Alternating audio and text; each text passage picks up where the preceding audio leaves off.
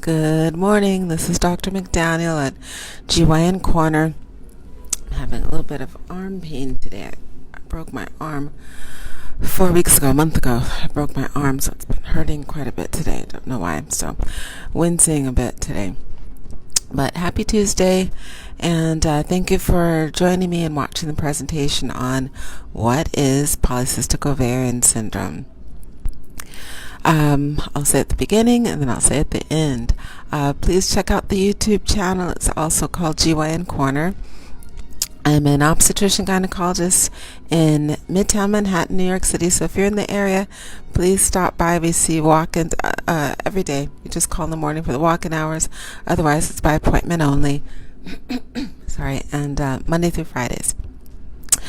And today I'll be speaking about polycystic ovarian syndrome. What is it? So polycystic ovarian syndrome is a syndrome of, I'm going to say, a tripod syndrome. So it's a syndrome of a cornerstone, which is anovulation or anovulatory cycles. And then the two other legs are hyperandrogenism and insulin resistance. So we have in medicine, we often have several names. As the years go by, the names evolve. So for polycystic ovarian syndrome, we also call it polycystic ovarian disease. So PCOS, PCOD.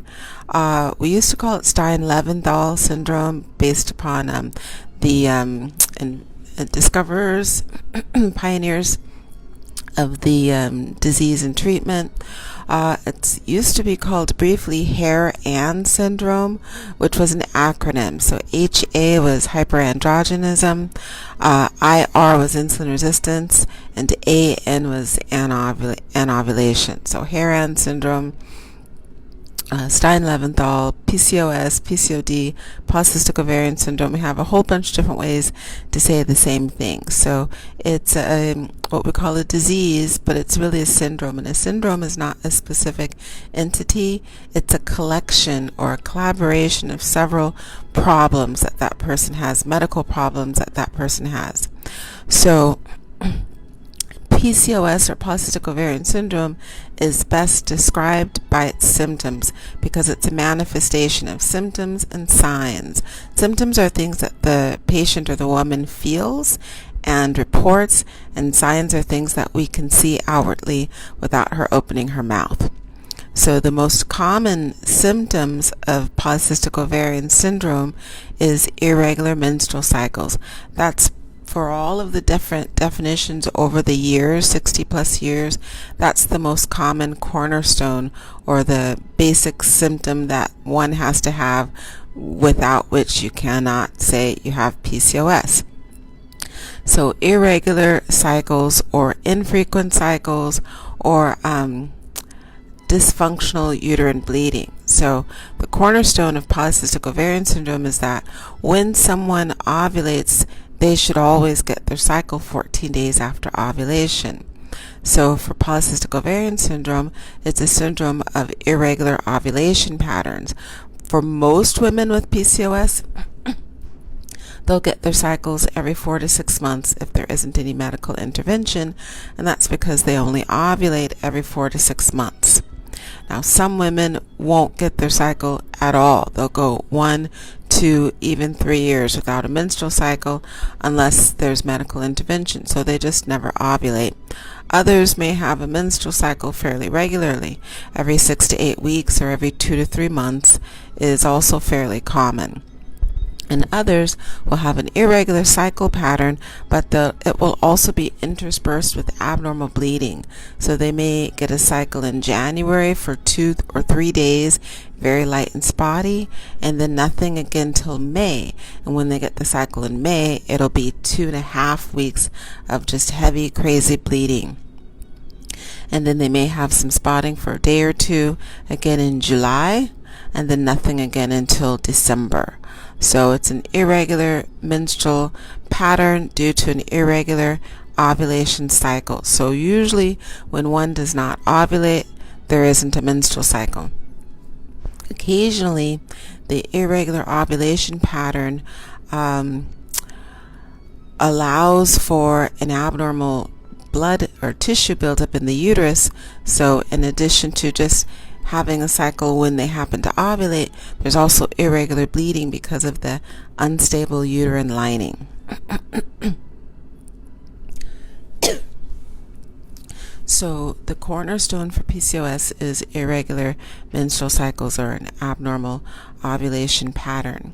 That's the most common symptom, and as far as all of the definitions over the years have gone, that's the basis that most of the medical entities have used to say that lady has polycystic ovarian syndrome. But as I mentioned, it's a tripod. So the second aspect is hyperandrogenism, which means increased evidence of what we call androgens or masculine hormones, testosterone. And because of that, most women with polycystic ovarian syndrome will have evidence of increased testosterone manifesting as increased acne, increased male pattern hair growth, and an increased incidence of male pattern hair loss. So alopecia, which is balding, and then after 5 shadow, hair on the chest, hair on the belly. So just increase what we call secondary sex characteristics hair growth, that's hirsutism, and then the hair loss due to the increased sensitivity or levels of testosterone. In addition to that, there's insulin resistance, and insulin resistance is the precursor for diabetes.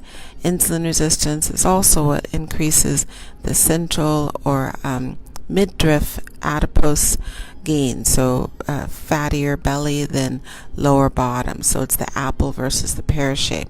So apple shaped or central obesity is increased or increased tendency or proclivity to midriff belly fat, and predominantly not just fat under the skin, but also fat in the body. So fat that lines the intestines, inside the belly fat. So that's even more dangerous.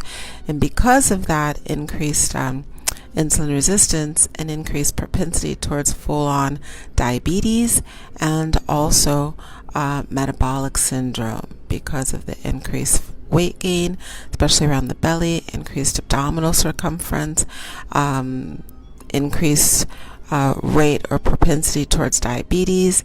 Along with all of those comes increased blood pressure, hypertension, and metabolic syndrome with cholesterol and lipid levels being in poor ratios. Sorry, my arm's hurting a lot today, so I don't have as much energy as I usually do. Try to pep it up a bit. So what is polycystic ovarian syndrome?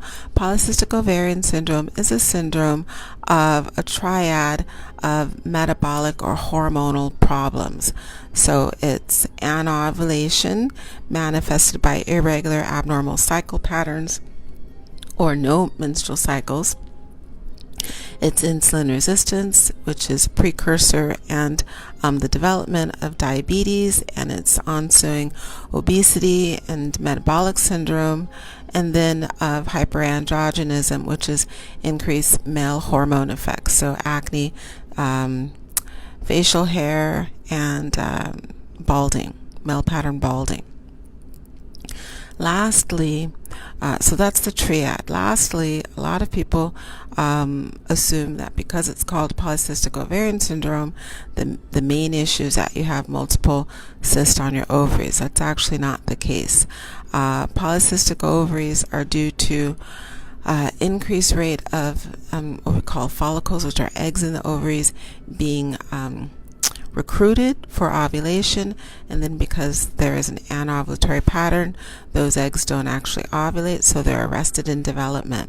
So what is seen is multiple tiny follicles, which are representative of eggs that are arrested in development on the ovaries.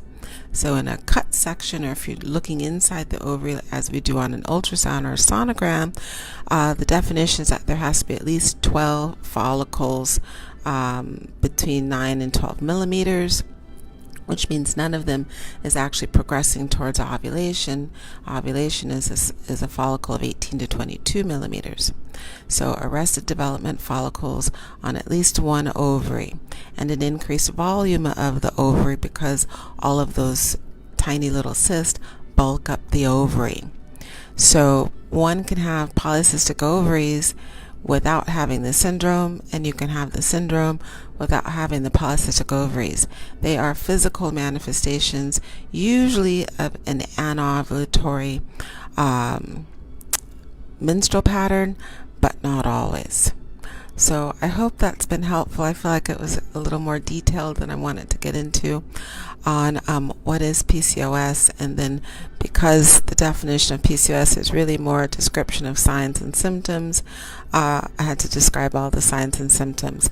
I'll be back tomorrow, Wednesday, hump day, with more information regarding polycystic ovarian syndrome. Thank you for watching. This is Dr. McDaniel at GYN Corner. Check out the YouTube channel. Please like, subscribe on the Facebook page and on the YouTube page. Like, subscribe, and please pose any questions you have or suggestions for presentations. I'll be more than happy to address them. As I stated earlier, I'm a obstetrician gynecologist here in Midtown Manhattan, New York City. If you're in the area, come on by the office. I'll be happy to see you, especially if you're watching the page and the YouTube channel. Everyone have a great rest of the day. Thanks a lot, and we'll be back tomorrow at hump day.